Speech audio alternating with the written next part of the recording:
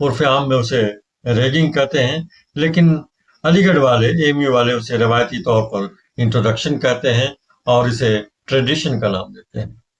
ہوا یوں کہ سیٹرڈے نائٹ کو ہم لوگوں کو لائن میں کھڑا کیا گیا، ہم لوگ کھڑے ہو کر کے خود اپنے ہی بارے میں نعرہ لگا رہے تھے، ہم سب دھر رہے ہیں، ہم سب دھر رہے ہیں، ہم نہیں سدھریں گے، اور اس طرح کی باتیں ہو رہی تھی۔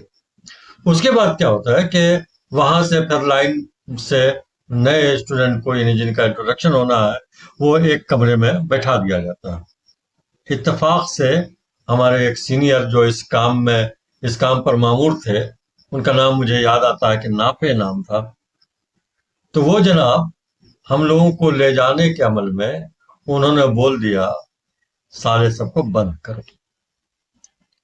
میں خاموشی سے اپنے تمام ساتھیوں کے ساتھ گیا، اور اس وقت مجھے یاد آتا ہے کہ بختیار یوسف کے کمرے میں ہم لوگوں کو رکھا گیا تھا۔ میں نے سب ساتھیوں سے کہا کہ آپ لوگ بیٹھیں، میں ابھی آیا۔ ہم لوگوں کا انٹروڈکشن دوسرے روم میں ہونا تھا۔ وہاں سید ظفر اقبال مسعود، سید سرور انوار، طارق صاحب، صفدر اعظم صاحب، اور ہاسٹل کے جو چیف تھے، جو ہاسٹل ہیڈ اس وقت سینئر ہاسٹل کہا جاتا تھا، وہ تھے جناب تنویر صاحب۔ میں نے تنویر صاحب کو آواز دی کہ آپ تشریف لائیں، تو مجھے کہا گیا کہ نہیں آپ آئیے نا۔ میں نے کہا نہیں آپ آئیں باہر۔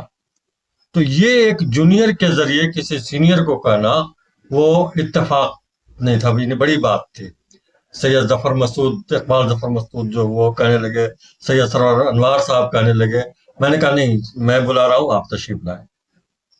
جب تنویر صاحب باہر آئے روم سے، تو میں نے کہا کہ ہم لوگ یہاں پڑھنے کے لیے آتے ہیں، ٹریڈیشن ہے، انٹروڈکشن ہوتا ہے، ہم لوگوں نے کبھی اس کی مخالفت نہیں کی، اس سے ہم لوگوں کو کچھ سیکھنے کا بھی موقع ملتا ہے، لیکن ہم لوگ کسی سے گالی سننے کے لیے نہیں آئے۔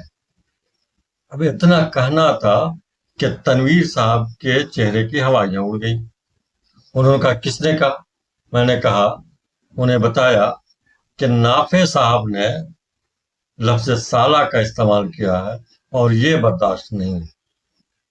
اتنا کہنا تھا کہ انہوں نے کہا کہ ٹھیک ہے آپ لوگ جائیے، آپ جائیں۔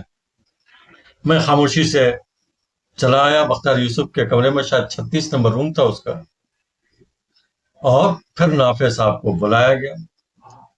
اب رات بھر جو اس رات، یعنی اس سیٹرڈے نائٹ کو جناب نافع صاحب کی پوری کلاس لی گئی، اور ہم لوگ بختیار یوسف سے جو بہت